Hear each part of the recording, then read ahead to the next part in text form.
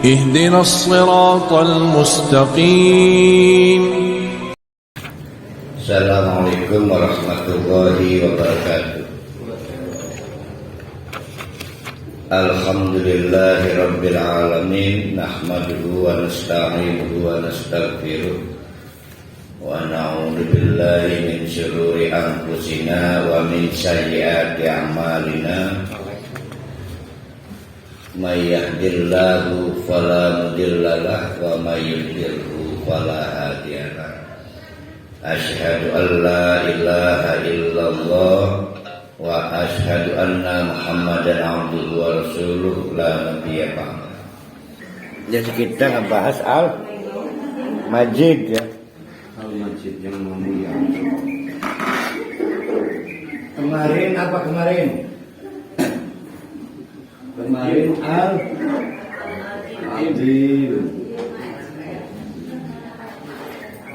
Ayo udah datang kan? Ayo.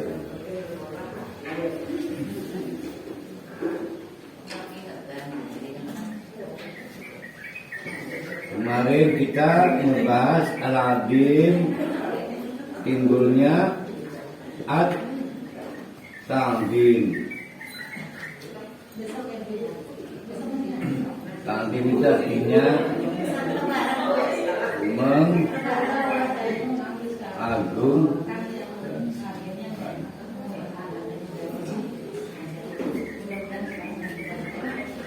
Nah sekarang yang kita bahas namanya Al-Majid.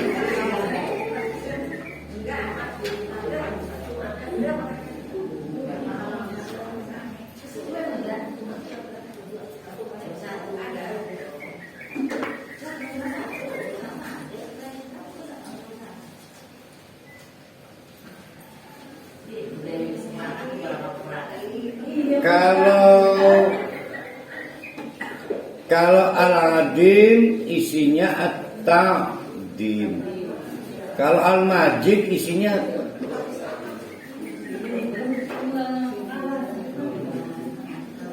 jadi Al-Azim artinya maha agung. Al-Majid juga artinya maha agung sambungnya. Ya agung aja lah.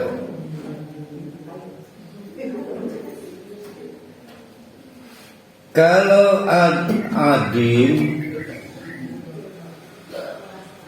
maha agung sehingga bisa mengalahkan siapapun yang mengklaim agung, maka digambarkan Al-Azim itu adhamah, tulang keras. Kalau dipukulkan sakit, benda lain bisa pecah. At-Ta'zim mengagungkan artinya mengalahkan keagungan-keagungan selain Allah dengan keagungan Allah. Itu namanya Al-Azim. Sikap kitanya disebut At-Ta'zim. Ad-dhamma yu'addimu ta'zim. Jadi bahasa Indonesia, tunjukkan sikap ta'zimmu. Takzim gitu ya. Majelis takzim. Itu talim ya, salah ya. Nah berarti Bu Dewi dulu ngantuk. Yaitu salam hormat, salam ta'zim. Pertanyaannya, karena pagi ini yang kita bahas namanya Al-Majid. Innaka hamidum majid. Artinya sama, yang maha agung. Bentuknya apa? Kalau Al-Azim, bentuk sikap kitanya At-Ta'zim. Kalau Al-Majid apa? Nah, inilah yang harus kita kaji. Jadi bapak-bapak, ibu-ibu, Al-Majid lebih luas dari Al-Adim. Al-Majid lebih luas dari Al-Adim. Bahkan dapat diduga Al-Adim adalah salah satu bagian dari Al-Majid. Saking luasnya maka segala kemuliaan Allah itulah Al-Majid. Saking luasnya maka segala kemuliaan Allah itulah Al-Majid. Nah, pertanyaan tadi menjadi terjawab. Berarti kan setiap nama dan sifat Allah itu harus ada aksinya. Berarti Al-Majid itu aksinya apa aja? Berarti At-Tarhim. Karena Allah itu adalah Ar-Rahman. Allah itu Ar-Rahman enggak? Rahman, maka At-Tarhim. Allah itu maha besar, maka enggak boleh kita kecilkan Allah. Namanya At-Takbir. Karena Allah itu maha besar. Apa maha besar? Al-Kabir ya. Allah itu maha besar. Nah, begitu Al-Majid itu. Jadi Al-Majid itu isinya bisa At-Tarhim, bisa At-Takbir, apalagi? Di sholawat dan enggak kami jumlah itu apa? Yang gue dibahas tuh. Apalagi yang harus kita tunjukkan pada Allah untuk membuktikan Allah itu Maha Agung. Ya, ketakdim udah tuh. Nah, kita tambahin sekarang ya menjadi At-Ta'dim. Bukan azim. Jadi Allah itu Maha Adil. Jadi Al-Majid mencakup segala hal dari kesempurnaan Allah sehingga mencakup juga segala kegiatan kita mengagungkan Allah. Nah, itu hebatnya Al-Majid. Tapi kita lebih populer Al-Adil. Padahal kalau lihat dampak kayak kemarin biang domah dengan Al-Adim aja, tawasul Al-Adim udah gede dampaknya. Gimana kalau kita tawasul dengan Al-Majid? Padahal selalu muncul di selawat kan, innaka hamidum majid. Dah kita bahas sekarang. Jadi kita mulai dari cerita Abu Hurairah. Suatu hari Abu Hurairah mendengar Rasulullah Sallallahu Alaihi Wasallam itu ceramah, menyampaikan omongan Allah. Berarti ini hadis qudsi. Kata Allah, qasamtus sholata, saya ini berarti Allah ya.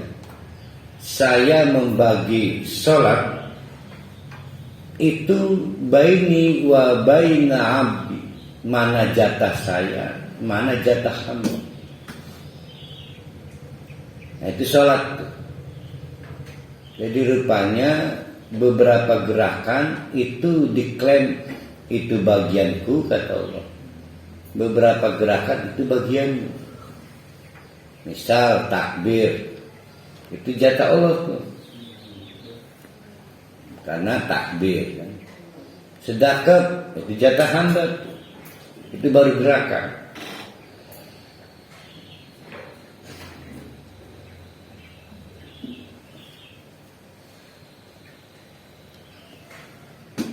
Bentuknya adalah nisfaini, dua bagian. Satu bagian milik Allah, satu bagian milik hamba Allah yang lagi sholat. Fa idza qala al-'abdu alhamdulillahi rabbil alamin. Misal yang lagi sholat pas baca Al-Fatihah di ayat alhamdulillahi rabbil alamin, maka Allah berkomentar, hamadani abdi.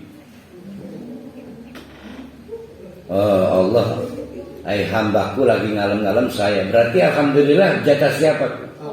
Jatah Allah. Maka pas baca alhamdulillah itu berarti lagi ngasih jatah ke Allah.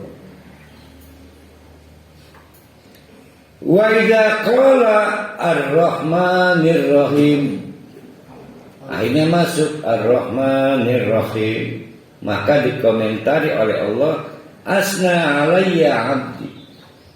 Lagi ngalem-ngalem hamba saya. Berarti belum terjatuh hambanya. Wa idza qala maliki yaumiddin, kalau Allah Ta'ala begitu masuk maliki yaumiddin, majjadani abdi.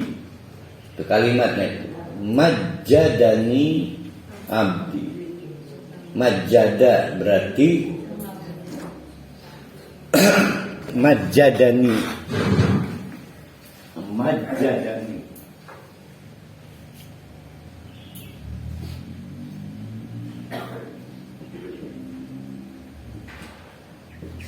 Oh, hamba saya lagi mengagungkan saya. Nah, tadi kan ada pertanyaan. Laju kalau al-adim, ta'dim. Kalau al-majid, kan tadi nggak kejawab tuh. Tapi kalau al-majid berarti majjada yumajidu tamjid. Tamjid. Tamjid, majjada yumajidu tamjid. Nggak populer, kita lebih populer ta'dim. Sikap ta'dim, salam takzim. Padahal tamjid itu lebih tinggi dari ta'dim. Maka dikomentari oleh Allah, majjadani abdi, hambaku sedang mengagungkan.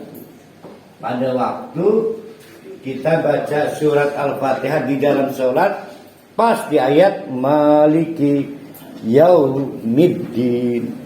Pertanyaannya, pada waktu bapak-bapak ibu sholat nyampe maliki yaumiddin, nih otak lagi tamjid enggak di hati kita? Nah, berarti kita sholat tanpa tamjid. Ya otaknya ini mati ngendi kan bernyambung arah. Berarti lagi mabok.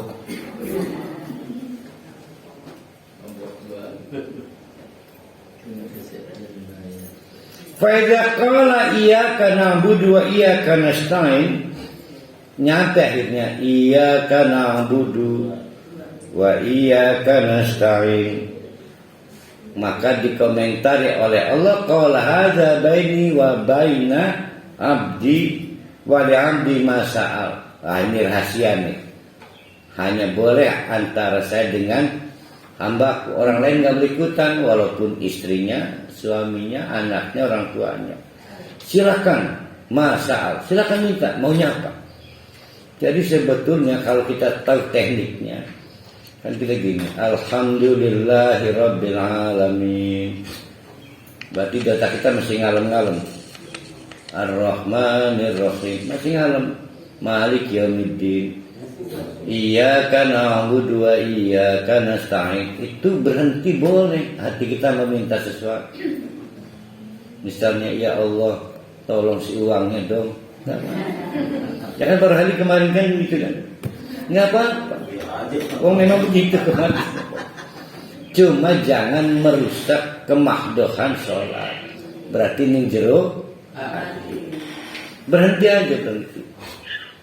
Itulah bukti kita mentamjidkan Allah, mengagungkan Allah. Orang lain gak bisa ngasih uang dengan cara berdoa. Karena kalau kita minta uang pada orang lain, kudu utang lah dengan bunga, kudu dimarahin dibet, kudu ngebohong. Hanya Allah yang bisa ngasih uang dengan cara cuma diminta di salat. Itu bukti tamjid. Walaupun Allah caranya menggerakkan orang yang pelit itu sudah ngasih pada baik barang perhali.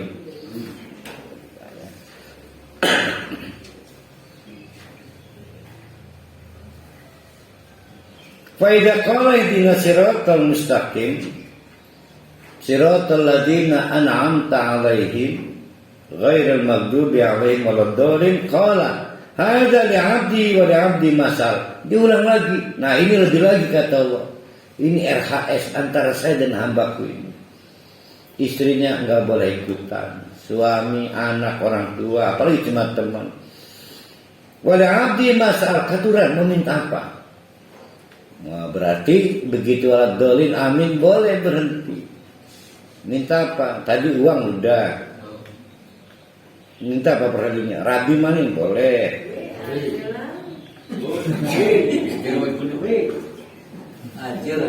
Bukan uang buat istri. Tadi kan buat para anu sih, gali puasa tidak bisa nahan hawa nafsu.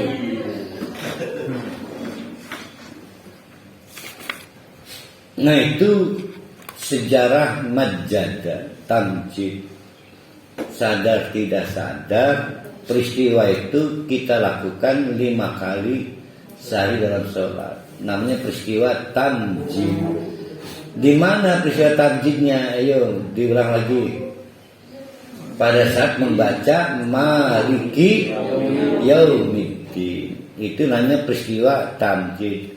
Sayang disayang, yang baca nggak paham lagi tamjid. Lamun lagi mau sholawat innaka hamidum majid. Nah, itu tamjid itu.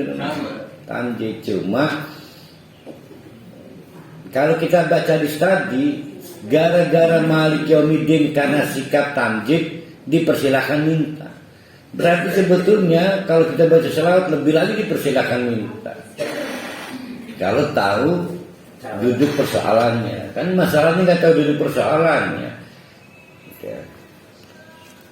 Kita lihat gesap sing tiara kun.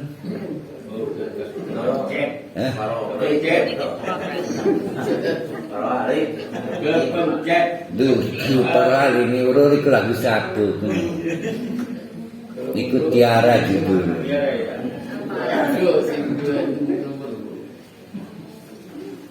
Baca surat Hud ayat 73 supaya kita tahu dahsyatnya apa yang disebut dengan Al-Majid, yang bisa menggunakan takti dahsyat. Jadi diceritakan Nabi Ibrahim pengen sekali menyenangkan istrinya yang pertama, sedangkan istri keduanya sudah punya anak namanya Ismail. Istri pertamanya sampai mentua belum juga punya anak, namanya Sarah. Tiba-tiba datanglah kabar bahwa Sarah sudah boleh punya anak, tapi tidak masuk akal. Jadi sudah rawan kehamilan kan. Itu kalau ada bidan pasti dilarang itu. Pasti kalau harus persalinan pasti apa namanya itu sesar. Maka kalau baik Sarah maupun suaminya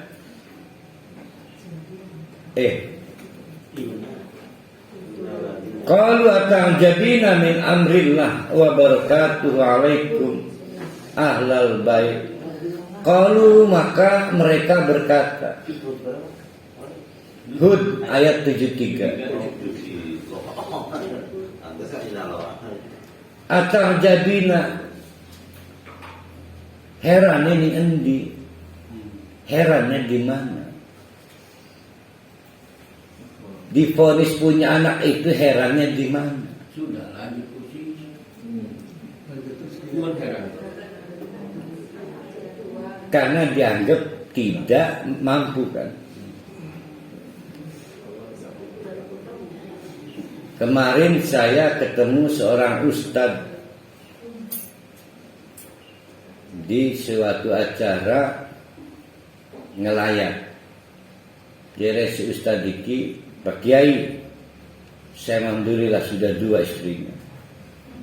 Saya kaget karena menurut pertimbangan ekonomi masih jauh dari pantas lah. Pertimbangan ekonomi pasti akan menderita istri mudanya. Istri mudanya kaya. Belum tahu waktu itu. Maka kata si Ustadz, maka saya tanya, prima itu cerita bisa maupun saya juga nggak berdaya, dipaksa oleh istri tuanya. Kesannya kalau Ustadz ngebohong batal. Ini Ustadz gini. Yang saya nggak percaya, nah baru tuh datang jabina. Yang saya nggak percaya, si istri tuanya maafin, cuma seorang perawat. Latar belakang SMK negeri, bukan anak kiai, bukan berlatar belakang santri. Tapi soleh. Tapi mengotot memaksa suaminya menikah lagi. Kan rumah dia akal tuh. Itu yang dimaksud atau jabina. Saya menganggap aneh. Saya mungkin kata Pak Rohali, Pak Bawi biasa. Jadi keheranan itu bertipe-tipe berdasarkan sudut ketidakmampuan orang. Saya menganggap hebat Pak Rohali ya, kesana kemari bawa roti, hebat. Kagum saya, karena saya nggak mampu. Jadi beda-beda. Begitu juga yang tadi itu, yang bikin saya terheran-heran, istri mudanya pakai cadar. Istri mudanya bukan istri tuanya. Istri tuanya perawat dengan latar belakang prodi pendidikan SMK, bukan santri, bukan anak kiai. Heran kan? Nah, keheranan saya itu terjadi karena saya tidak mampu. Nah, Siti Sarah menganggap saya tidak mampu hamil. Saya sudah tua. Maka dikomentari atang jabina, heran ini endi. Karena urusannya bukan kamu, urusannya Allah. Atang jabina min amrillah, ini urusan perkara Allah. Wa amruhu idza arada ayyakula lahu kun. Wa barakatuhu alaikum, dan ini keberkahan. Ada warahmatullahnya ya? Rasanya ada rahmatullahnya ya? Kok dicatatkan saya hilang rahmatullahnya? Next slide-nya dikenya. Ujung ayatnya adalah innahu hamidum majid. Judul kita untuk merajah pakai intinya, yaitu Al-Majid, maksudnya menembus batas.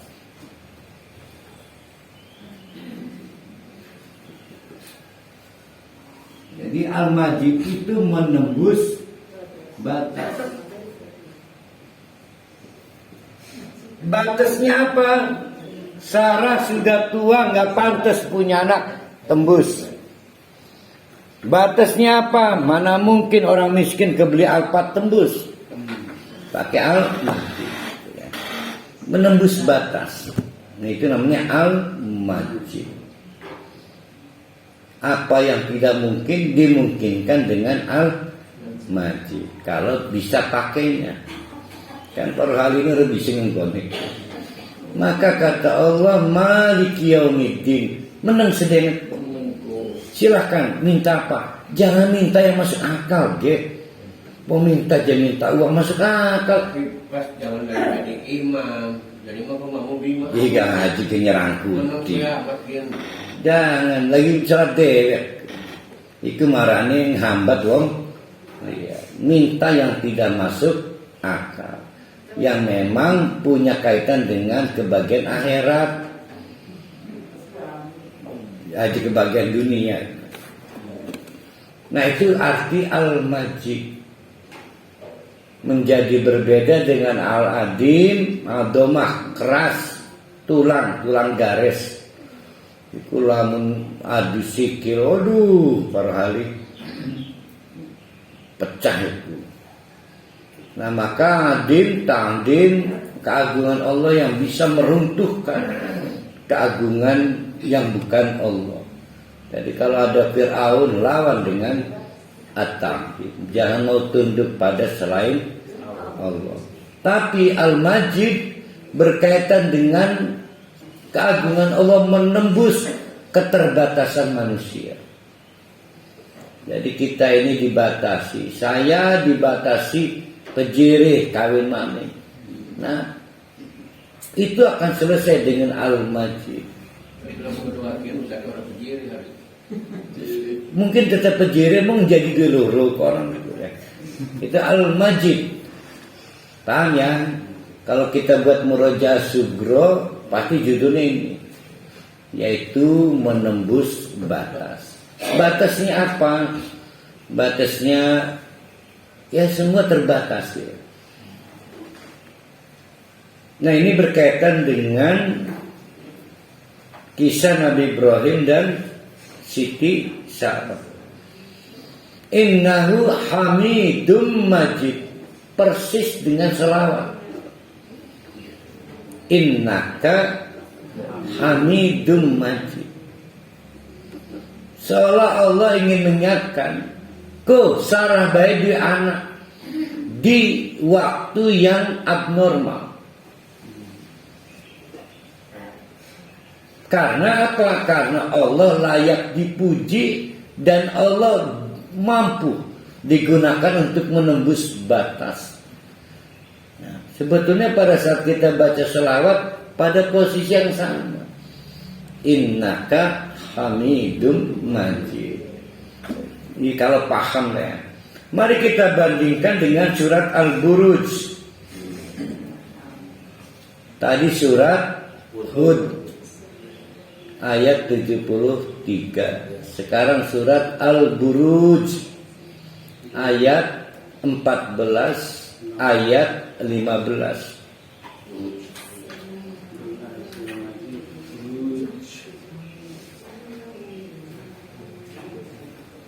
Siapa Allah itu?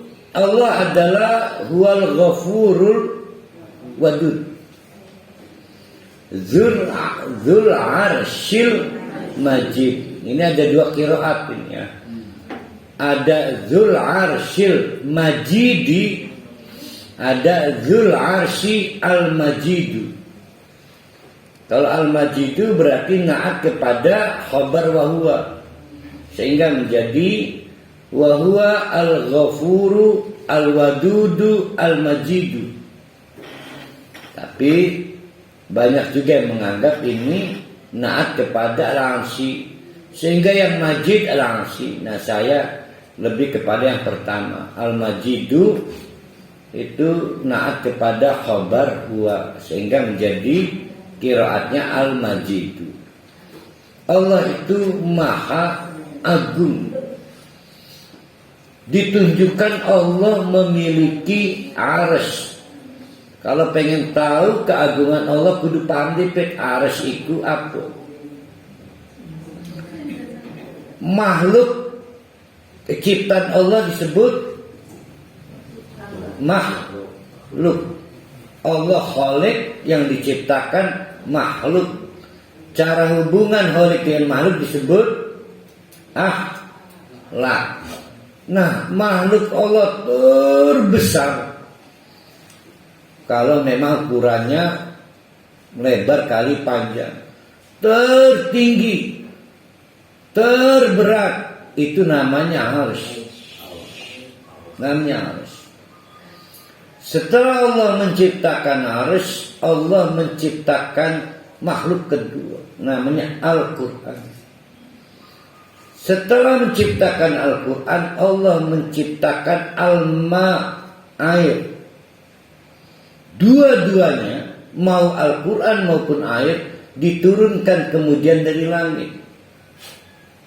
Air sebagai sumber kehidupan manusia, maka Al-Quran pun sumber kehidupan manusia. Tugas air menghidupkan tanah yang mati tandus sekalipun. Pohon-pohonan hidup, kegiatan bercocok tanam berlanjut. Air didistribusikan lewat sungai, mengendap di embung, di situ. Ada juga kemudian kembali ke laut, naik lagi ke atas. Begitulah juga Al-Quran sama. Al-Quran sumber kehidupan, maka harus mengalir, dialirkan oleh nabi, ustadz, kiai, guru. Sama aja. Siapa yang menghambat air sama dengan menghambat Al-Quran. Sama, cuma orang udah paham ya. Kedudukan air dengan Al-Quran itu sama. Pemberasannya air, aktivitas lingkungan hidup ya. Padahal sama posisinya, minas sama. Tiga-tiganya adalah makhluk pertama. Air, Al-Quran, arsy. Tapi arsy, waduh, alhin gambreng nih. Waduh.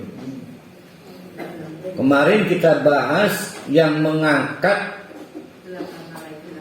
8 malaikat. Kok bisa ya? Ternyata 8 malaikat ini rutin minum suplemen. Nah itu suplemen tawasul bil. Ayo lupa nggak? Bil adoma. Siapa yang pengen timbul kekuatan baru, macul karena durung pragat ya, waktu arep entet arep maghrib. Lalu dipragatakan gawat itu, baca doa dengan tawasul bil adoma, yaitu Allahul Adi. Kan kemarin itu judulnya tuh. Sehingga yang keras jadi lunak, yang kasar jadi halus. Tapi Al-Majid melampaui itu semua. Jadi Al-Majid melampaui itu semua. Allah tanpa batas dan manusia terbatas. Keterbatasan manusia tidak boleh kemudian menghambat kebutuhan kita. Nah, maka caranya bukan mengubah batas kita, menghadirkan Allah yang tanpa batas. Kalau kita mengubah batas kita, maka disebut tagha, melampaui batas. Sehingga seorang istri berani mencerai suaminya karena menganggap talak layak dimilikinya. Itu namanya melampaui batas. Batasnya nggak boleh dirubah.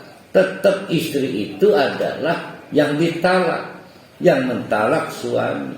Itu batas. Tapi Ustaz, saya merasa didolimi. Hadirkan Allah yang Al-Majid, sehingga batasnya ditembus.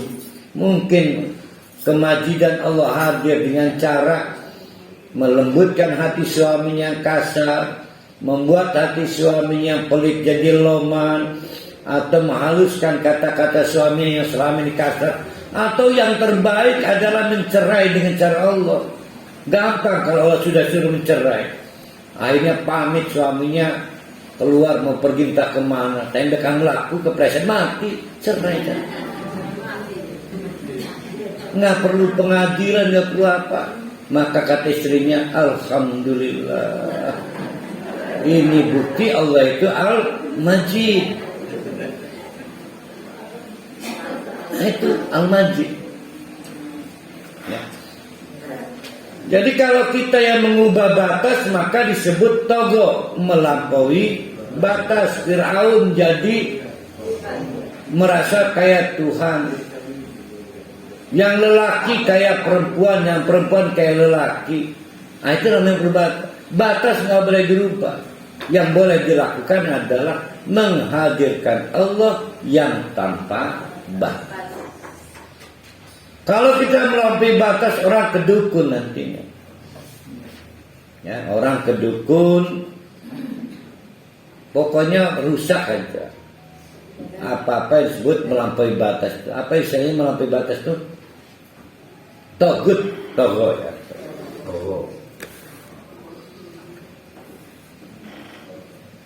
Pada waktu para sahabat datang pada Nabi, ya Rasulullah,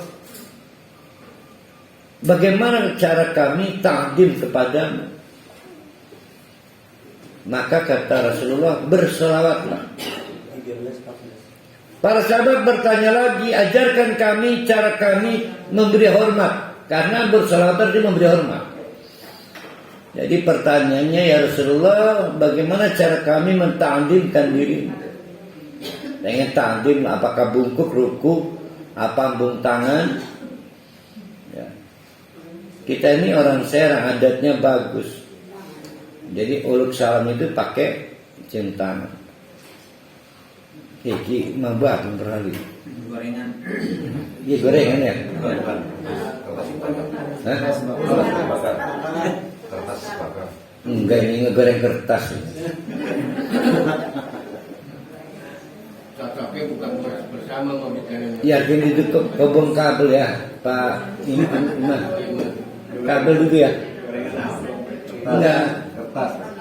Pak Iman bisa membedakan mana kabel kobong dengan Maka kata Nabi, berselawatlah. Maka para sahabat balik bertanya, bagaimana cara kami berselawat? Maka diajarkanlah selawat yang kita kenal itu, yaitu Allahumma sholli ala Muhammad, yang belakangnya ada fil alamin innaka hamidum majid. Para sahabat kaget, di belakangnya ada innaka hamidum majid. Jadi rupanya Nabi kemudian menjelaskan, menghormatiku menjemput ke tanpa batasan Allah. Jadi sholawat adalah tawassul untuk menjemput ke maha agungan Allah. Seperti tawassul. Hebatnya kita setelah berselawat orang jaluk apapun, bagus kita ini. Udah rewel. Ya bagus arahnya udah rewel. Bagus udah paham itu maksudnya. Jadi setelah kita kan struktur selawat itu begini. Allahumma sholli ya Allah sholli. Apa sholli artinya? Bisa berikanlah selamat, ya, berikanlah ya semua hal yang baik itu sholli. Sholli ala Muhammad, ala diberikan kepada Nabi Muhammad dan keluarga, juga kepada bapak kita, bapak kedua, bapak pertama kan Adam, yaitu Nabi Ibrahim dan keluarga. Itu tawassul itu artinya itu. Innaka hamidum majid. Ditambah lagi, engkaulah yang layak dipuji dan engkaulah yang maha menembus batas. Karena saya meminta A, B, C, D. Ya. Itulah kenapa salawat di surah di At-Tahiyyat itu harus diakhiri dengan Allahumma antas salam wa minkas salam. Jadi kenapa kita salawat? Karena kita meminta doa keselamatan. Nah sayang pada nggak paham, setelah salawat kita nggak minta apa-apa. Mestinya kita minta apa-apa. Salah satu yang diajarkan oleh orang-orang tua kita yaitu Allahumma antas salam wa minkas salam. Tapi kalau meminta yang lain juga sah. Minta uang, minta kesembuhan. Berarti minta uang bagi siapa itu? Bukan yang sifatnya menembus batas itu. Minta uang kalau dilakukan orang miskin. Uang miskin kapan ya di duit kita gini ya. Nah maka menembus batasnya adalah dengan minta uang. Ada anak sejak lahir kurang diberikan kebahagiaan oleh Allah. Yang lain sehat, dia nggak sehat. Mungkinkah? Jangankan itu, setinggi aja mungkin. Nah, itu setinggi. Tinggiku siapa? Tadi Bu Dewi kan udah ngejawab. Para lima gratis. Maka setelah sholawat berdoa, ya Allah berikanlah yang terbaik untuk anak saya. Itu menembus batas itu. Apalagi tidak mau bayar suap, pengen lulus CPNS. Ganti rokok. Ganti. Tembus batasnya. Berarti bagi yang pengen jadi CPNS. Jadi setiap orang berbeda-beda batasannya. Ya, setiap orang berbeda-beda batasannya. Maaf, ini maaf. Yang kurang cantik pengen suami the best. Mungkin nggak? Nggak mungkin. Maka mungkinkan dengan menghadirkan al-majid.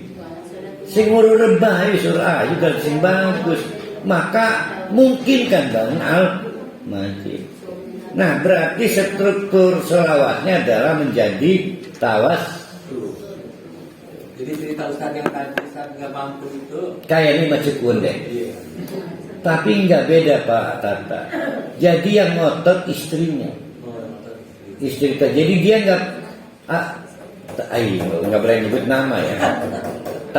Si Rani dia teman tak. Gue kenal sih. Ayo, gue sadar. Barang dibuka, alhamdulillah Kang Ayu dia. Nah, saya menganggap at-ta'jabina, kok bisa ya? Karena saya terbatas. Mungkin buat orang ini suka encer, nah, encer ngomongnya.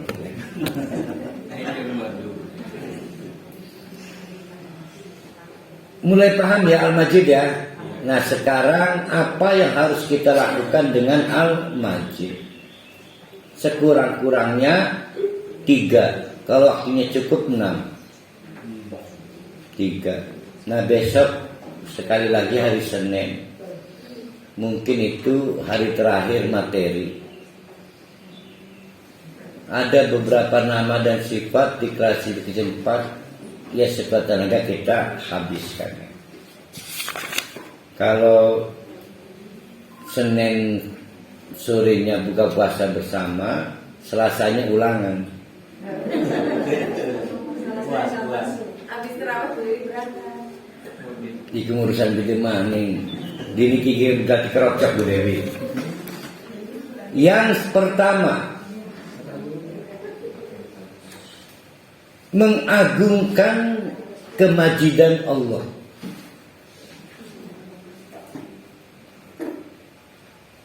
Mengagungkan kemajidan Allah.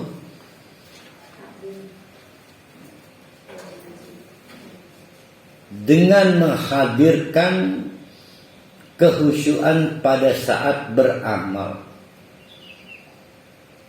Khusyuk adalah tanda kita mengagungkan Allah. Khusyuk. Contoh, ketemu Pak Jokowi, selingah-selingah pasti dibentak. Fokus. Nah, itu tanda takjim. Sehingga kata orang-orang tua, kukur baik lagi sholat itu mengurangi pengagungan kita pada Allah. Ini ada problemnya. Senajan ngebusa tawassul bil majid nggak jadi. Jadi kalau kita mau betul mendayagunakan amal, misal sholat, karena suatu hajat pengen tawassul bil majid, tunjukkan khusyuk kita dalam gerakan-gerakan sholat itu. Karena khusyuk itu bagian dari bukti kita itu mengagungkan Allah. Bahkan dari sejak syarat tertib, serius kelambi ini dirancang, mewanginya bahkan adus. Kalau perlu adus junub senajan bukan karena sedang, baru bukan badan, karena ada hajat. Nah itu yang disebut dengan mengagungkan. Berarti hatinya udah mantap. Mintalah tawasul bil majid, dan itu dimungkinkan, boleh. Tapi di luar karena ada hajat pun, kalau kita pengen, kalau kita mengaku beriman kepada Allah Al-Majid, ya buktikan khusyuk kita dalam beramal. Fokus. Maka pada saat berangkat umroh, tujuannya apa gini? Mengagungkan Allah apa dalam rangka apa? Gelatih jimat. Ustaz pengen ngedoa di nanti kita jawab. Jadi tidak ada amalan kecuali karena bukti kita mengagungkan Allah. Tidak ada amalan. Ada juga kita meminta, kalau namanya doa namanya. Ngedoa dia nguntit di amalan. Yang ada yang tidak nguntit namanya zikir. Tadi ada obrolan bagus para kali dengan saya. Apakah orang yang tidak i'tikaf tidak potensial dapat Lailatul Qadar? Atau dibalik pertanyaannya oleh para kali, bahwa orang yang i'tikaf potensial dapat Lailatul Qadar. Jawabannya, i'tikaf ibadah tersendiri, berburu Lailatul Qadar ibadah tersendiri, tidak nyambung. Tidak tertutup pintu dimanapun selama kita mencari Lailatul Qadar. Jadi kalau orang i'tikaf, niatkanlah cari paling i'tikaf, bukan cari Lailatul Qadar. Ya. Sama dengan berangkat umrah juga pilihan, kecuali gratis ganjaran. Ikimu gratis rabi sembari akad terlalu. Tren lagi tren. Jadi bukti keagungan Allah dan bukti kita mengagungkan adalah khusyuk pada saat beramal. Amal itu macam-macam. Maka saya tanya, memasak beramal bukan? Jangan sambilan dengar murattal. Ya, itu fokus. Itu fokus, itu khusyuk.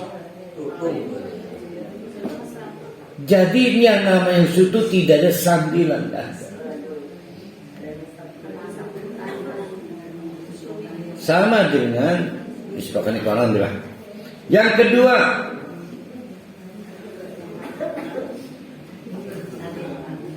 mencintai keagungan Allah. Mencintai keagungan Allah.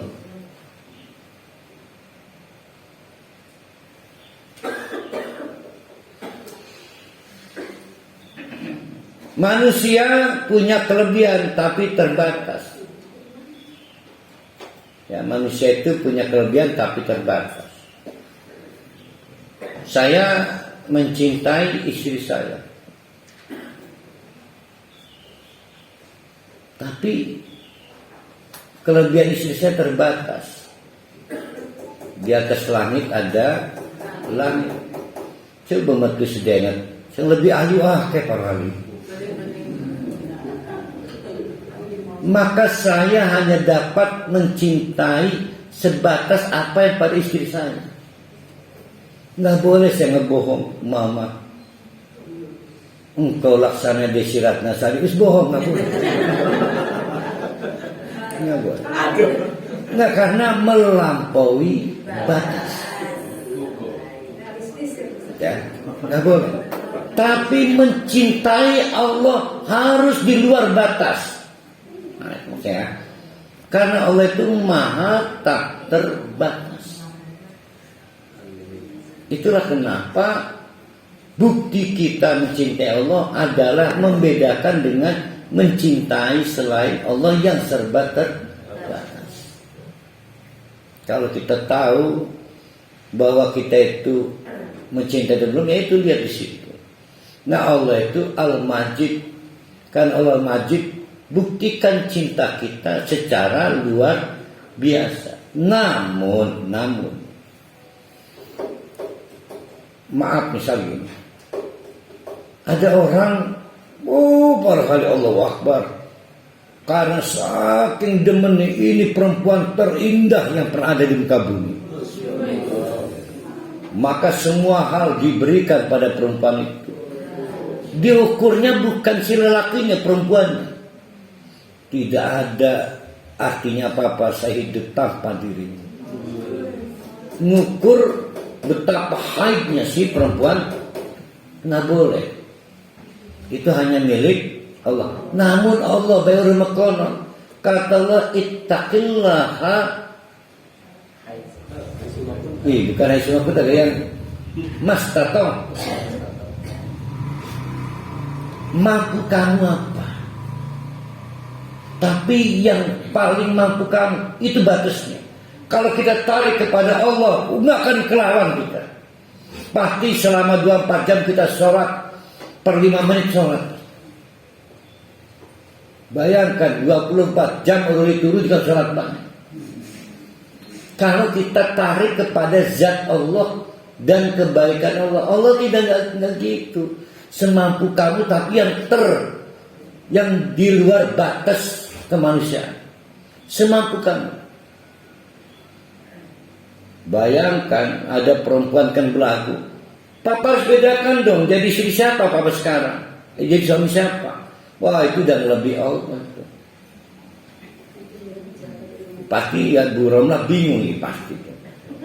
Jangankan Bu Romlah, Bu Nengati ini pasti bingung. Jadi kita ulangi. Setiap manusia pasti terbatas. Saya hanya boleh mencintai manusia berdasarkan keterbatasan itu.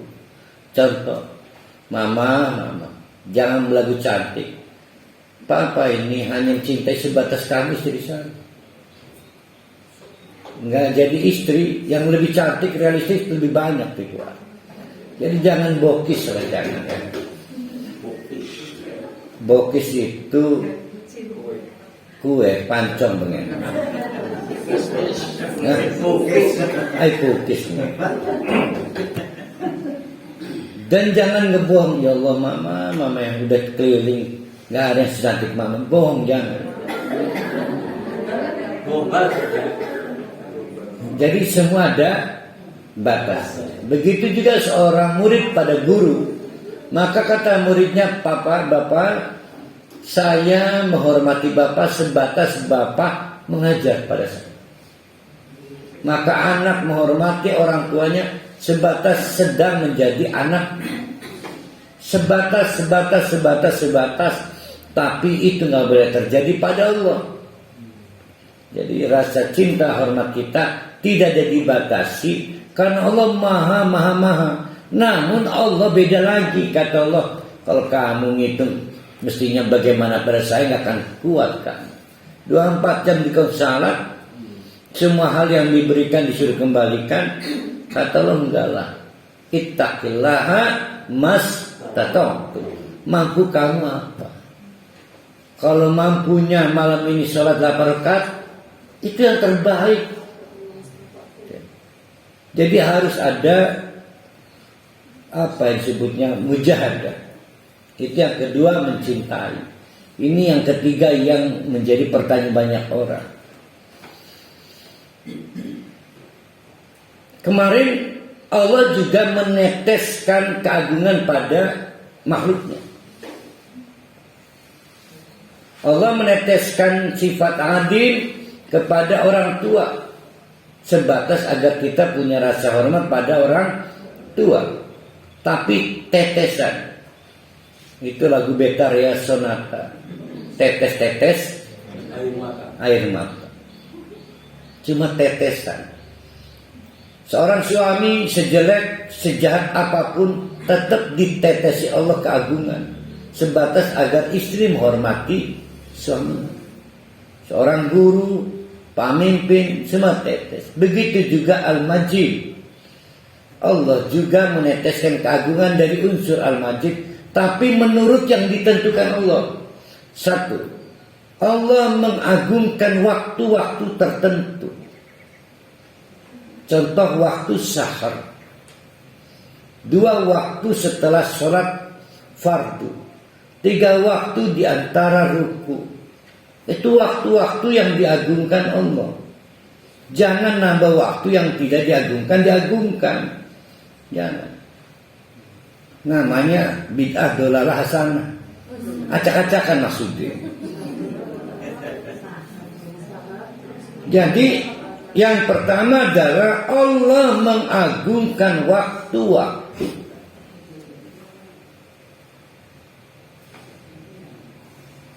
Ada juga hari di antara waktu itu. Contoh, Allah mengagungkan hari Jumat.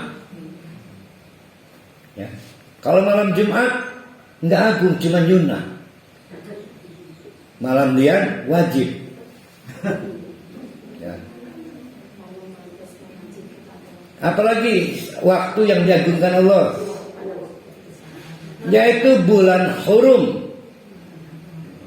Apalagi yang paling istimewa adalah bulan Ramadan. Di dalamnya ada waktu istimewa, namanya Lailatul Qadar. Waktu bukan itikaf, beda lagi. Yang istimewa itu bukan itikafnya, waktunya. Lailatul Qadar dipersempit lagi di malam ganjil. Berarti 21, 23, 25, 27, 29. Jadi insya Allah kita udah dapat informasi Muhammadiyah dan NU udah selesai rapat. Alhamdulillah ya. Bersepakat pada tanggal 21 April itu hari Kartini.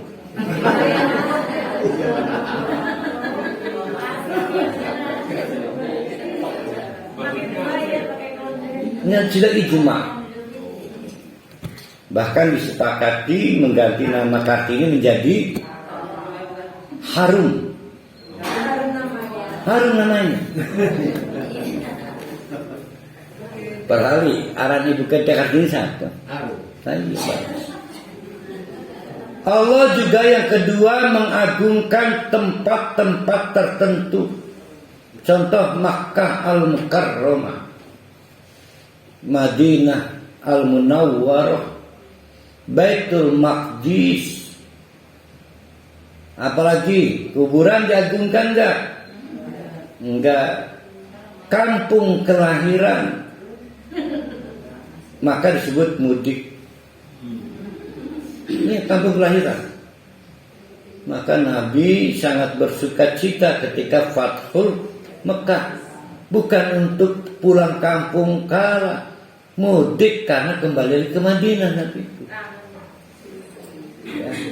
Di sana ada banyak barokah. Itu menjawab pertanyaan para ahli tadi, mudik itu ibadah enggak? Ibadah, bukan cari kesenangan. Ya. Namanya min asarihi, mencari jejak. Apalagi tempat-tempat yang diagungkan. Ada jarak antara mimbar dengan lelawang lah, kita nyebutnya raudah. Apalagi yang ketiga juga ada maaf benda-benda tertentu. Maaf ini, contoh Hajar Aswad. Hajar Aswad. Kalau Al-Quran masuk kelompok ini, maka bintangnya disebut Al-Quranul Majid. Pakai Majid. Ya, Al-Quranul Majid. Bapaknya si Anu siapa ya, Majid ya. Iya udah meninggal. Itu mah yang masih hidup yang udah meninggal. Nurhalis Majid. Ada Sheila Majid, ada Nurhalis Majid. Bagus nama Majid ini sebenarnya. Ada Majid Ali. Majid Ali. Tambah yang Abdul Majid, yang Abdul Majid bagus Majid. Ada nggak selain Hajar Aswad dan puncaknya Al-Quran yang kelompok benda, apalagi? Yang Ismail. Ini Apanya? Hijir Ismail. Hijir Ismail itu bukan benda tetapi patokan. Di situ tuh lokasinya itu. Cuma untuk terdengar maka dibuat patokannya itu. Jadi titik mulai nol, seolah-olah kayak Pertamina tuh. Sing nol ya, aja situ. Makom Ibrahim bentuknya apa? Cuma terdengar tempat itu. Iya jinambang kone golok segala gimana. Nah ini untuk menegaskan selain itu musyrik. Maksudnya Masjid Kuba. Oh itu tempat tadi lupa kelewat Masjid Kuba ya. Kelewat. Ka'bah diagungkan masuk. Enggak pernah ke Ka'bah. Ka'bah itu rumah Allah udah titik. Jangan dipegang, jangan disentuh. Engkau ini gentek kenceng baik. Yang keempat adalah orang-orang tertentu. Orang-orang tertentu.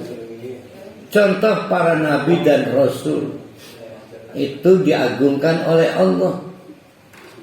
Bahkan khususon Nabi Ibrahim bintangnya ditambah Khalilullah. Kedemeni Allah. Khusus Nabi Ibrahim. Nabi Musa dapat titel Kalimullah. Sing diajak ngobrol Allah. Itu fakta nabi-nabi dan rasul diagungkan Allah. Tapi keagungan Allah juga diturunkan. Maka kita waqfat janahaka. Tidak boleh ngomong ngotot ngegaskan orang tua terlanjur diagungkan oleh Allah. Juga para ulama warasatul anbiya. Jadi keagungan Allah juga diberikan kepada orang-orang tertentu. Di luar itu nggak ada. Di luar itu ya. Contoh misalnya Pak Jokowi nggak ada. Saya cari di Quran dari 6.666 ayat nggak ada nama Jokowi. Nah maksud saya dari kelompok ketiga soal Allah mengagungkan itu, apa yang diagungkan Allah maka agungkanlah oleh kita. Allah mengagungkan hari Jumat. Kalau kita mencintai Allah, jangan tidak mengagungkan hari Jumat. Ya. Nah itu maksudnya. Jadi kalau kita betul pengen boleh pakai tawasul bil majid, buktikan kita mengagungkan Allah. Apa yang diagungkan Allah maka diagungkan oleh kita. Ada anak nakal nih orang tua nih, kasar, ngebentak, tapi tiap pergi nangis ya Allah Al-Majid Al-Majid. Itu seperti api jauh dari panggang. Kebalik ya. Ibarat panggang dan api beda tempat. Yang satu di pasar raya, satu pasar Kemis. Nyambung. Jadi sulit. Karena kita tidak mengagungkan orang tua, padahal orang tua bagian dari yang diagungkan Allah. Begitu juga ada orang bertawasul dengan sholawat, tapi kita nggak mengagungkan Rasul. Larang nih ke si Jampang bawa golok, nggak nyambung lok. Oh udah dirubah ya. Alhamdulillah perhalikun keingetannya. Nah itu apa yang diagungkan Allah harus kita agungkan. Allah mengagungkan waktu, Allah mengagungkan tempat, Allah mengagungkan benda-benda tertentu, Allah juga mengagungkan orang-orang tertentu. Semua yang diagungkan Allah harus diagungkan kalau kita pengen mendapatkan rahmat. Ayo diilangi. Dalam kasus Siti Sarah dan Ibrahim, rahmat, barokah dari kemajidan Allah. Kan wa rahmatuhu wa barakatuhu kan. Di ayatnya kan. Kalau kita pengen dapat rahmat dan barokah dari nama Majid, Tawasul Majid. Saya maaf ini punya anak lama nggak sembuh-sembuh. Sudah nggak ada dulur ngerunyani, minta dikerunyani Allah. Namanya birahmatihi. Tapi iya tak Ustaz, ada teknologi yang bisa menyembuhkan. Minta Allah nembus batas dengan memperbanyak kebaikan, namanya barokah. Habis itu innaka hamidul majid. Nah, itulah yang terjadi di kasus Siti Sarah dengan Nabi Ibrahim. Maka kata para malaikat, kagum ini endi Allah memutuskan warahmatullah ngerunyani sira. Karena sudah lama istri mudanya malah punya anak namanya Ismail, cembukor terus kan. Setiap Nabi gilir kebayang nggak dari Palestina menuju Mekah, belum ada Iprimen itu, aduh, perwali nggak pernah jadi Nabi Ibrahim. Nah, penderitaan psikis yang panjang dalam Siti Sarah menyebabkan turunnya belas kasihan Allah disebut rahmat. Tapi persalinan berbahaya, jangan khawatir. Allah memberi daya tangkal namanya barokah. Siapa Allah yang layak dipuji, siapa Allah yang layak majid. Jadi teorinya seperti itu. Nah, insya Allah akan dapat solusi yang terbaik dalam kasus itu. Tapi buktikan bahwa kita sama dengan Allah. Allah mengagungkan hari Jumat, agungkan juga hari Jumat. Allah mengagungkan waktu sahur, agungkan juga waktu sahur. Seperti akhir malam, banyaklah keagungan-keagungan Allah itu. Kepada ulama juga mengagungkan. Kepada orang tua di tempat tertentu yang diagungkan Allah, agungkan iki malah gawe acara ulang tahun. Siapa itu? Yang umrah itu ulang tahun kan? Itu yakin tawasul dengan majid batal, termasuk menciderai dengan hubul waton segala. Wah, itu hancur itu. Teori imjadnya Allah, kemajidan Allah. Nah, bapak-bapak, ibu-ibu, penghulu dari keagungan Allah namanya Al-Majid. Tidak ada yang tidak bisa ditembus batas-batas keterbatasan manusia kalau kita menggunakan tawasul Al-Majid. Pertanyaan terakhir, hebat mana at-ta'dil dengan at-tamjid? Hebat mana tawasul bil adhamah dengan tawasul bil imjad? Nah, pertanyaan itu keliru. Jadi yang benar adalah tawasul bil adhamah meruntuhkan sesuatu yang keras, sesuatu yang kasar. Yang keras harus dibikin lunak, yang kasar dibikin halus. Yang keras itu siapa? Kan manusia. Keras hatinya suami, kasar baik, runtuhkan dengan tawasul bil adhamah. Tapi kalau anak lama, maaf misalnya,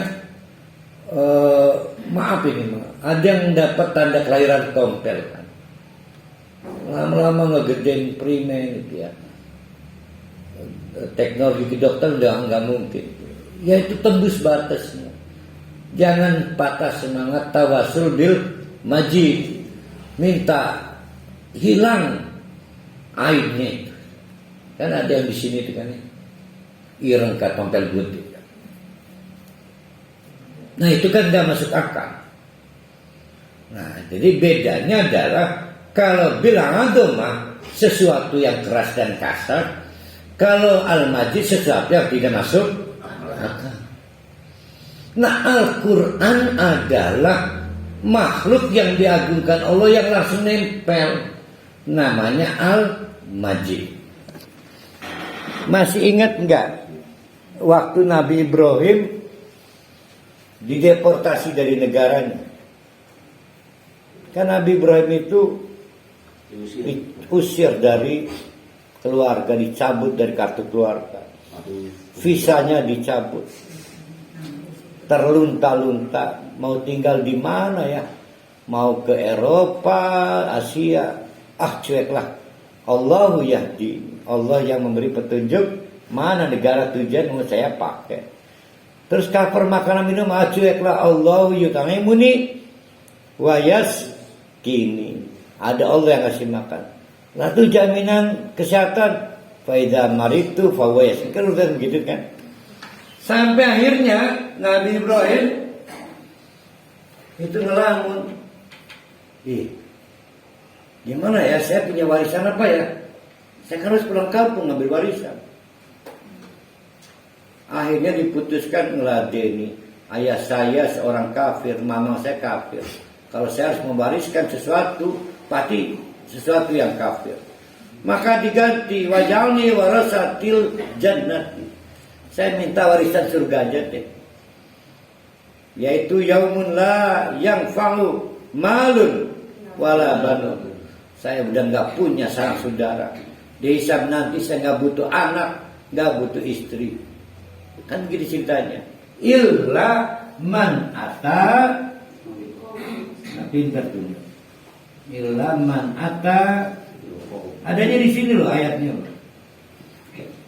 Biqalbin, nanti doa ini berpuluh tahun kemudian terjawab, berpuluh tahun, terrealisasinya beribu tahun kemudian. Jadi dapat solusi.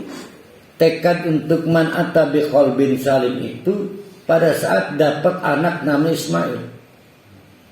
Maka bersama anaknya Ismail, karena Sarah di tempat lain masih ngelamun, hatinya panas, cembukor, ya kan? Nah, akhirnya berdoa bersama Ismail, ya Allah, berikanlah satu rasul dalam keturunanku.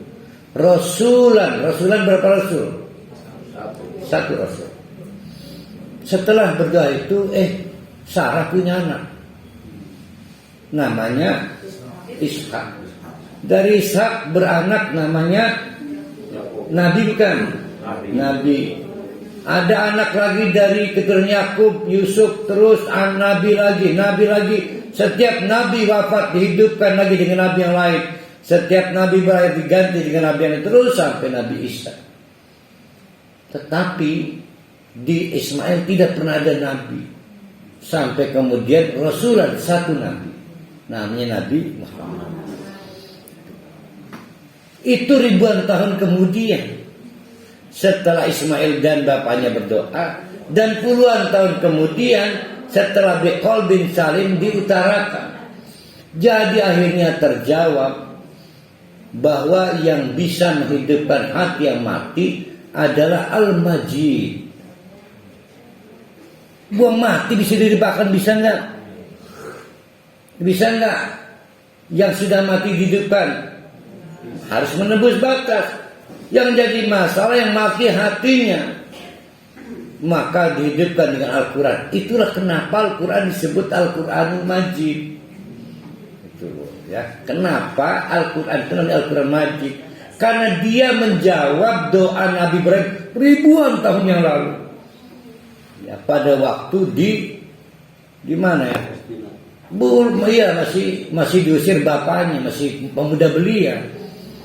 Di perbatasan, ya, dicabut paspornya, visanya dicabut, kartu keluarga dicabut, BPJS segala tidak pakai orang duit, termasuk kartu OSIS disita, kartu OSIS, kartu penggalang pramuka disita. Sehingga tidak punya apa-apa. Maka kata Nabi Ibrahim, saya nggak tertarik warisan ayah saya hanya tertarik bagaimana dapat warisan surga. Kata Allah, nggak bisa, harus satunya sehat. Gimana cara menentukan sehat? Kalau sakit, obati dengan Al-Quran. Sakitnya udah parah, Al-Quran Al-Majid. Nah, itu kerennya di situ tuh. Nah, cuma bayangkan oleh Bunda Yati Endah, Al-Quran cuma didengar. Ini urusannya Al-Quran yang di bawah hati ini. Pakai cuma didengar pakai MP3, cuma dilihat jadi kaligrafi, cuma dibaca sebagai bacaan setiap huruf dapat pahala. Nggak akan mungkin. Ustaz, memang Nabi Ibrahim sudah ada Al-Quran. Allah ngejawab ribuan tahun kemudian. Allah menjawab Al-Qurannya ribuan tahun kemudian. Wonge urkalinganan bah. Jadi Allah menjawab puluhan tahun kemudian, merealisasikan ribuan tahun kemudian.